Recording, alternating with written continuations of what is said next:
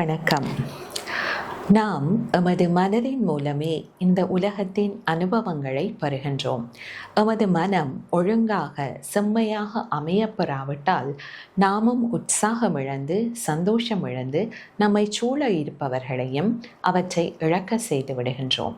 மனதினால் எமது வாழ்க்கையை ஆக்கவும் அழிக்கவும் முடியும். அமைதியான தூய்மையான ஒருமுகப்பட்ட மனமானது ஒரு பலமான கருவியாக இருக்கும். இப்படிப்பட்ட மனதினால் எப்படிப்பட்ட சூழ்நிலைகளையும் சரிவர கையாள முடியும். மனதினை சரியாக கையாள தெரியாதவர்கள் சூழ்நிலைகளை குறை கூறிய வண்ணம் சூழ்நிலைகளுக்கு அடிமையாகவே வாழ நேரிடுகின்றது.